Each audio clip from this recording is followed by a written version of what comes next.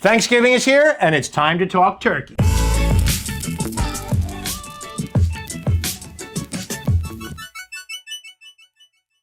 So we're not going to talk just turkey. I've got my friend Tina Cannon here. You all know Tina from Netflix and Food Network. Well, we are going to cook an entire Thanksgiving meal on one egg for you today. It's going to start with our turkey. I think we should just jump right in. First of all, no, let's not jump right in. How are you, Tina? I'm awesome. You're awesome? Yeah. Yes. Well, we all know that. Thanksgiving. We all know that. It is Thanksgiving. That's right. It's my favorite holiday. It's kind of like a cook's Super Bowl. Yeah. You know what I mean? So. Foodie's favorite holiday. Yeah, it's Foodie's favorite holiday. You're right, exactly. So we got some really good stuff planned for them, don't we? I certainly do. I can't wait. We got her cornbread dressing or stuffing. I call it stuffing. She calls it dressing. You know, I'm not a Southern pearly girl, but she is. So we got that. We got green bean casserole. We got mashed potatoes. All going to be done on the egg. So we want to get right into this and start with our turkey. All right, so we're not going to do a regular stand-up turkey like with stuffing inside or anything like that. No, we're going to do something a little bit special. Why don't you tell us what we're going to do to this turkey? I'm going to have you spatchcock it. Okay, fair enough. Which means you remove the backbone Right. and flatten it out. It makes much quicker cooking time. Definitely a juicy turkey because we're going to use a brine. A brine? Yes, and we're going to use my European blend seasoning. Awesome. That stuff is amazing. That stuff is amazing. What brine are we going to use? My brand new brine. Woo! All right. Yep. So we got Tina's brand new brine. We got Tina's seasonings. So she's going to show us how we're going to spatchcock this turkey. We're going to soak it. We're going to brine it. We're going to do everything for this thing. And we're going to make one fantastic meal. The pilgrims will be proud of. Yes, they would. Yes, they would. My brine is so simple. You have one bag for one bird. Very, very easy. Open up the bag. Here, cut it right there. Did I stab you? No. All right. Pour it in the container. Now you can put your brine in. Can you taste it? Ooh, yeah. You can that's use good. either a container like this or you can use a food safe bucket.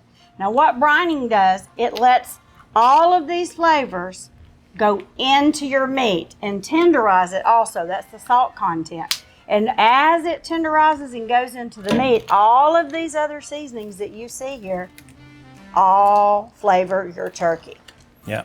So basically you're gonna make this brine up with that water. That's hot water, right? Yeah, I use like warm water because okay. I've got a flaked salt in here. Oh, okay. And a flake type sugar, so it dissolves very quickly. So we're gonna put the whole bird, submerge the whole bird in there. Submerge the whole We're gonna bird. let that sit overnight and let that brine, right? Overnight. Now you can also, if you do turkeys or if you do chickens, Okay. you could hold 2 chickens in here. Cool. All right. Good. All right.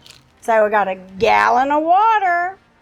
Now I have used apple juice, and Nice. I've also used chicken broth or Oh, a I like combo that. because I don't like to waste. I like that. So I'm just going to stir this up and get it all dissolved. Can you see all those herbs? Oh yeah, look at that. All right, so the water will rehydrate all of those herbs. How is it Smell that a it. brine like that can smell so good? I mean, even that smells good. Maybe I'm just hungry. I don't know, but Yeah. that really does smell good. Thank you. So, and then I'm going to put a little bit of ice in here because we want to make sure it's very cold Okay. before you add the turkey. Okay. Because that's, for cross-contamination and Gotcha. safety. Okay. And then I will, when that bird goes in, I always do mine upside down, breast first. Most people do it the other way. Okay. It's just a thing I do. All right. Don't know That's why. the way you do it? That's the way I do it. That's the way we're going to do it. Cool.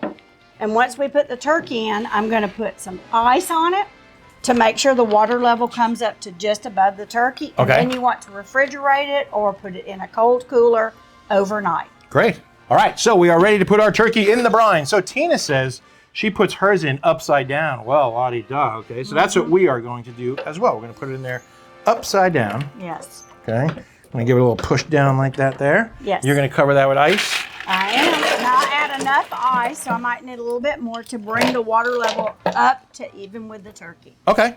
Good. Good. Good. I'll tell you what. I'm just going to skip a step. I'm going to take this inside, fill it up the rest of the way with ice and everything like that, and Okay. just go put it in the refrigerator. Okay? Great. To the refrigerator. Miss Tina, we have arrived at the next step of our process here. Yes. So we're going to take our bird out of our brine.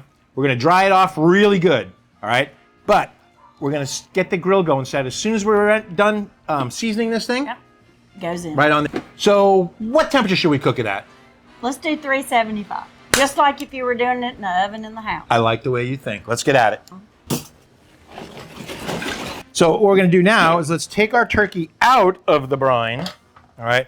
We got to make sure that we dry this thing off really, really good. Yes. Like you want this thing bone dry. Tina, bring that sucker over here so we can spatchcock it, right? We're going to cut the backbone right out of it. That's right. And you're do the manly thing. So I'm the spatchcocker? Yes, you would be All the right, good. spatchcocker So if you're not sure what this is, we'll let you know. We're going to cut the backbone out of it and lay it flat. It cooks it a lot more evenly.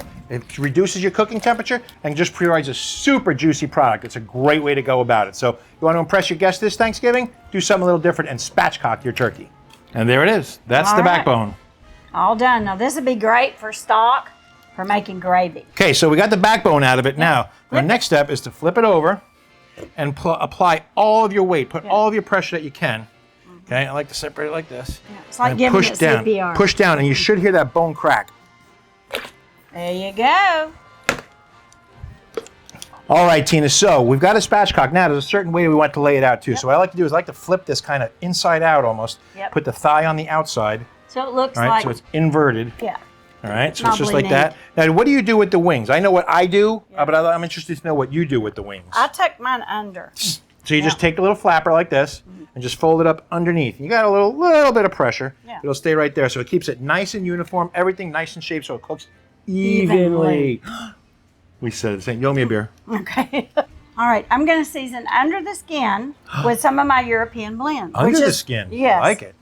I mean, you don't have to have a lot, but. So how do you do it? Does the skin's not attached? Well, yes, but you have to be gentle. Okay. And you put your fingers and just separate gently. You really don't want to poke a hole because it won't make a pretty photograph with all of it. I want to try the other side. Can I try the other side? Yes, you'll probably be quicker. I have a glove on too. Yeah, okay. So all you do is you kind of stick your hand between like the meat and the skin. And then I just lift my fingers just sort of work it kind of like that. Work it. You can actually feel it separate. I can't do it because I only have one hand glove. But so normally we'll like cover the outside with butter, but I like to do this now. I've replaced my butter with duck fat spray. Our next step, I guess we just season the outside now, right? That's right. So we're just going to give a good, decent coating. Yeah, just an even coat. I love to eat crispy skin. Yeah, you and me both. Yeah, and this gives it even more flavor. All right, so we're going to put our bird on. I find myself, I know this sounds weird, the easiest way I find to handle this and not mess the whole thing up because it looks so beautiful like that, I just like to kind of slide a pizza spatula, pizza peel underneath it. That's perfect. And look, great for transportation. Yes. So we are at 375 degrees. So we're going to cook this indirect. Indirect. Yep. Right in the middle. Look at that. Beautiful. Perfect. Absolutely beautiful. Look, we got see, she's like me. Got to make sure the skin's on there right and everything. Yep. It's got to look perfectly. We eat with our eyes, Tina. Yes. So we're going to bake some potatoes on the big green egg to make mashed potatoes with. Traditional mashed potatoes for the holiday, right? So start by taking your potatoes. I've already cleaned them and washed them and poke several holes all the way around. I like to buy these little sheets of foil. You wrap them up tight because that prevents the cross-contamination from the turkey, and you pop them on the grill.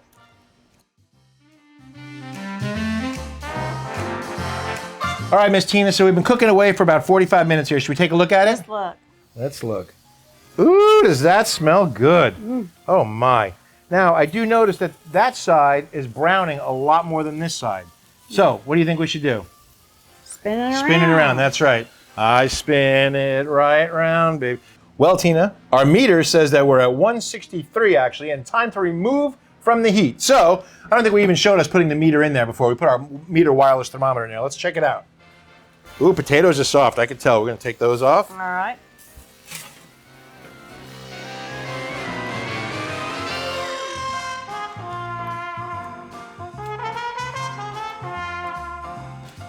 Excellent. The turkey looks and smells perfect. I mean, perfect, wouldn't you say? I think so. I think so too. So what we're going to do is we're going to let this rest for about a half an hour. We're going to loosely foil it, tent it with foil, but we're going to add our side dishes now. So I made a green bean casserole, scratch green bean casserole. What'd you make?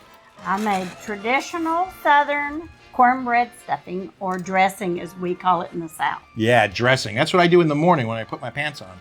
Dressing. Is that different? It's different. It's different. Okay. So a little bit about this here. Just so you know, the recipes for these will be down below in the comments. If you want, in the description, I'm sorry. So if you want the recipe to these side dishes, it'll be down there. Mine, I used fresh green beans, boiled them up. I got fresh mushrooms, cooked them in a pan, made a bechamel sauce and poured it all over the top. So we got good. We're gonna foil it and we're gonna bake it. Now tell us about your recipe. Well, I have cornbread that I baked and I used some of my European blend seasoning in it. A little celery, a little onion, chicken broth, and butter. Simple but delicious. On the same egg that we just took this off of while it rested, we're gonna go 375 for about 30 minutes for both of these dishes. That's How does right, that sound, 30 okay? minutes. All right, we're ready for mashed potatoes. And Ron's gonna show you one way, and I'm gonna show you another way. Even though I love peels in mine, I know all of you don't. So I'm gonna show you how to do it without the peels, and I'll just eat the peels later. All right, you just cut it in half with a sharp knife. Now this, I've got hands of iron, so I can handle hot stuff. And you just take a spoon and flake it right out. Mine is a little more manly. You open it up, and you have to be very delicate with it, okay? So you take the potato, and that's it. Take a masher, and just start mashing. So we're gonna add about just over a half a stick of butter right in there, okay? Now I'm gonna start my mashing. Mash it. So I tend to use milk. Some people use heavy cream, so we'll see what we're gonna use. Right. Load her in. Go mix it. Mixy, mixy. Mixy, mixy. What was that, about a half a cup that was? Well, you know, I go by texture, and, you know, depending on where you are. Here you are at sea level, it's a little different. And some people like them more creamy, and some like them more chunky. Yep. So I kind of add by looks. But how do you know how many potatoes to fix? Do you know? I would imagine probably one per person. I don't like it super, super creamy like that. I like this a little bit of body to it still. It holds the gravy back. Yeah, we need a little bit of salt. All right. All right, look at you. You're good. Give it another zap. I am. Beautiful. Beautiful. You want some pepper? Yes, we want pepper, of course. Yeah, ready? Yeah. I think I'm going to add a touch more butter. All right, so our mashed potatoes are all mixed. Okay. I know some of you are probably looking to go in green bean casserole. It had no onions on top. I've got them. So you can make them yourself, crispy shallots or something like that. But I like to use these ones here. So that, oh yeah, looks perfect. Nice and steamy.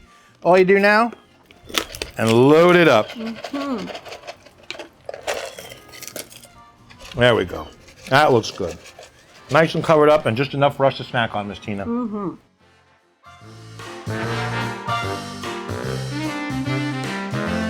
Well, Miss Tina, everything else pretty much done. So we get to work carving our bird. Yes. Okay, do you do it like I do? You take the leg and thigh off, take the wings off, and then the breasts? Yes, exactly. All right, good. So let's do that. Okay, there's one leg and thigh. Another leg. I love it when it just comes apart so easily like that. You know you did something right, And look you know? at that juice. Unbelievable. Okay, so this is the one that usually gets me here. This is the tricky one. All right, now what you want to do is find the center and go just off center to cut the breast meat off. Okay, Follow go that down bone. like that. Yeah, exactly. Just follow that bone. She's exactly right. I could not have said that any better myself, Miss Tina.